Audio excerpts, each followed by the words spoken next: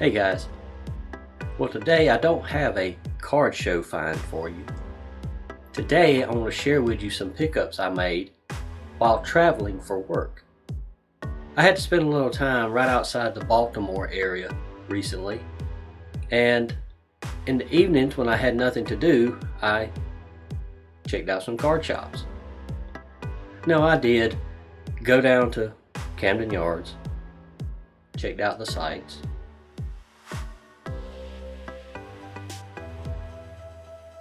had some Boog's barbecue. The Orioles won, and I froze my southern butt off. But today I'm going to share with you what I picked up at some really terrific card shops.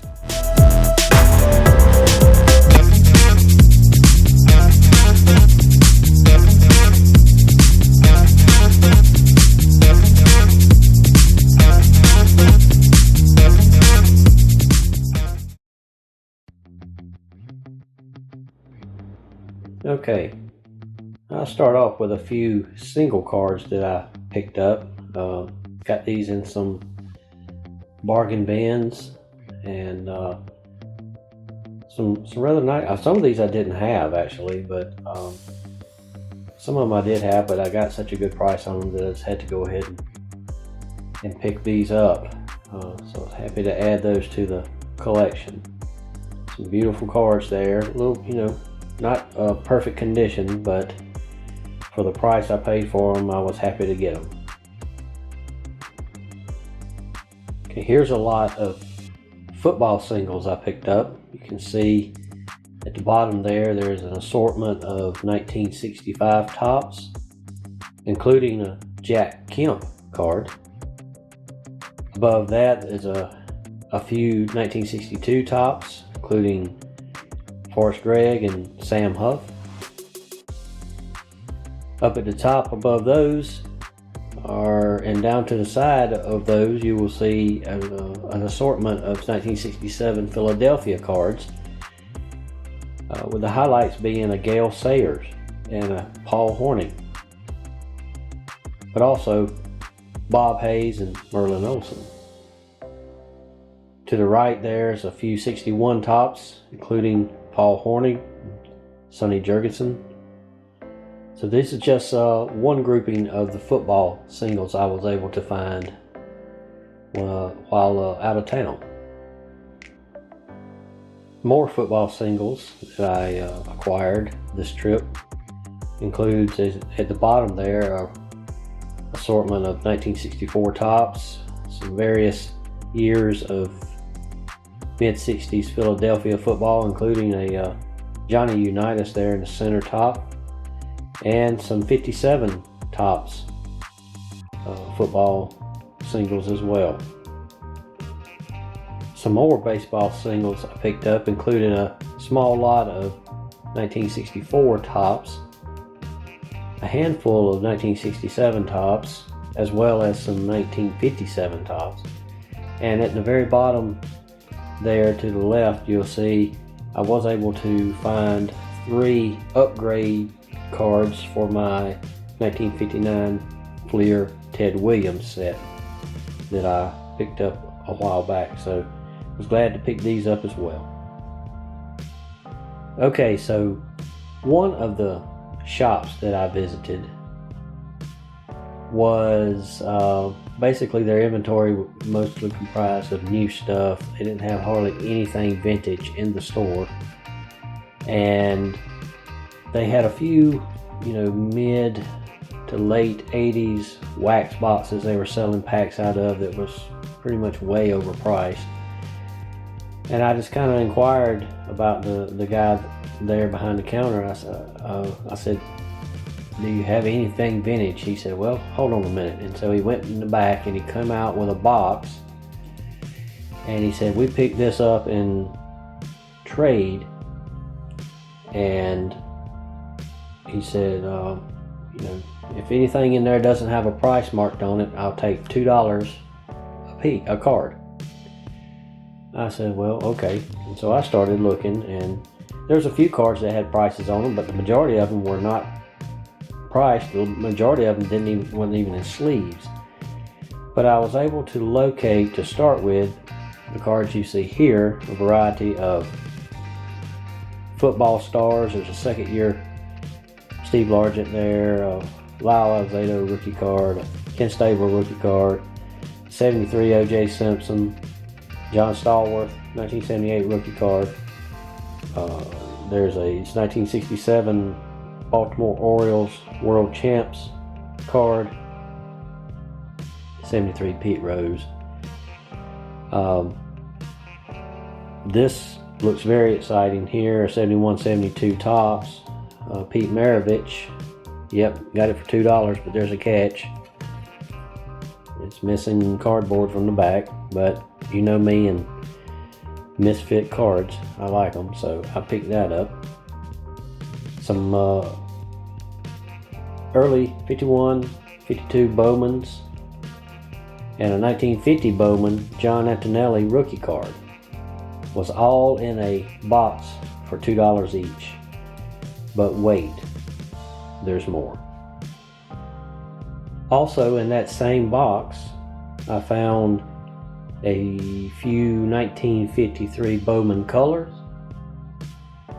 3 1953 Bowman black and white, a small grouping of 1954 Bowman, and 3 1955 Bowman baseball cards as well. I even, asked the guy multiple times, so if it doesn't have a price, it's $2, and he said yes. So I took him up on it, and there's more to come, folks. Just hold on. Yep, that's 15 1953 Topps baseball cards, all pulled from the same box, all for $2 each. I will buy 1953 Topps baseball cards at $2 each pretty much all day long, any day, in almost any condition. I believe these cards are just beautiful. They're works of art, and regardless of the blemishes they have, I do not mind at all, and I was very excited to get these at such a low price. But there's more. And no, I'm not kidding. That is 18 1952 Topps baseball cards, all pulled from the same box, all for $2 each. Some are off center, corner wear on most of them, a few creases, but absolutely beautiful 1952 Topps baseball cards. $2 each. I could not believe the deal that I got on this lot of cards. Just goes to show you never know what you can find, even at a card show, a card store. Just because it's somebody selling cards for a living doesn't mean that you can't still find a bargain. And oh yes, look at all this unopened material. This assortment here came from, I believe, 3 different card shops that I went to. Most of it came from one, but 3 different card shops contributed to this stash here. Some of it's just, cheap pickups, and some of it's, a little more expensive, but most of this I will probably be opening it sometime in the future on this channel. I think I got 9 1993 Bowman packs. I got 4 1990 Leaf Baseball Series 2, which could possibly have that Frank Thomas rookie card. A 1975-76 Topps Hockey wax pack. I will be opening it on this channel. I already have one of those in my collection. One I did not have in my collection, though, was a 1978-79 OPC hockey. I did not have that particular pack in my collection, so I'm glad to add it to my collection. I got 4 1984 OPC wax packs, 6 1985 Fleer baseball wax packs. There's 2 cello packs there. One is a 1988 Topps football cello with a Joe Montana card on front.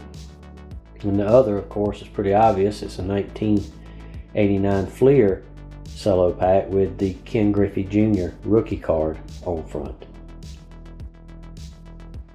4 1984 Fleer football wax packs, some 1980 Fleer sticker baseball packs, and a 1983 Topps grocery football pack, which if you flip it over and look on the back, one of the 3 cello packs inside this has a Joe Montana card showing. Nice assortment of unopened material that I'm looking forward to opening quite a bit of. Have a few more to show you. Okay, and lastly, the unopened material you see here all came from one baseball card shop, where the majority of the previous packs I showed you came from. But this particular dealer had acquired some time ago, some years ago actually, had acquired a massive collection of unopened material that had, quote, water damage. And I don't know exactly what the water damage was, but judging by what I've seen in some of the examples he showed me in his shop, it looks like they were probably exposed to some sort of high humidity environment. I don't think they have been submerged in water, but as you can see there on the bottom of the photo or the screen there are 2 1976 Topps baseball wax packs.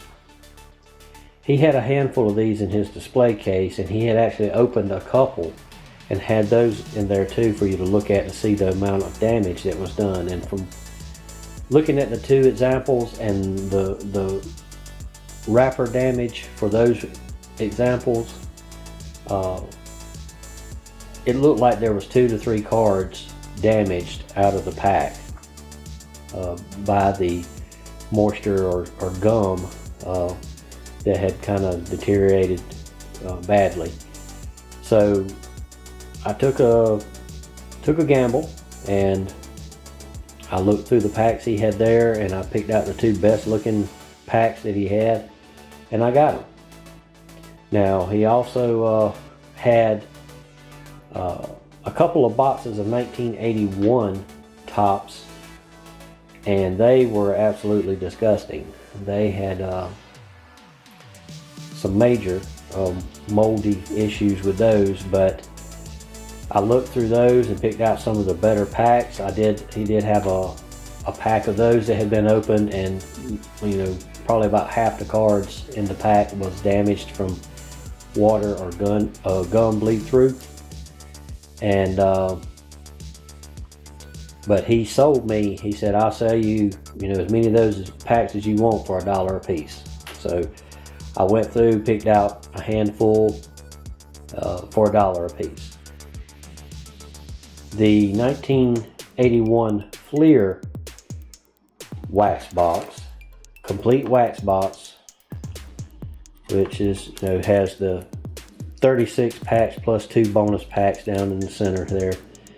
Also come from the same collection. You can see some on the top of the lid here, but these 2 showing multiple cards in the pack damaged from the deteriorated gum, I guess associated with the high humidity they were exposed to. But he sold me that complete box for $30, and I said, that's cheap entertainment. $30. I will probably come up with some way of combining the 81 Fleer and 81 Topps into maybe a multiple series of videos, just to see what we can find in those damaged product. The 76 packs, I will probably just because 70s material is so hard to come by, I'll probably use those packs for 2 separate opening videos sometime in the future. But I was happy to pick this stuff up. Anytime you can find 1970s unopened material in a card store, it's a rarity these days, and I was glad to pick these items up, and I will put them in the stash to be opened at a date further down the road on this channel. And that's about all I was able to pick up. Like I said, I was out of town for the week, and basically was looking for something to do in the evenings when I wasn't working. So looked up on Google, found some card stores, and really enjoyed my time off while visiting the Baltimore area. So with that, I will tell you this: get out there, find you some treasure at a local card store or a local card show this weekend. And thank you for watching.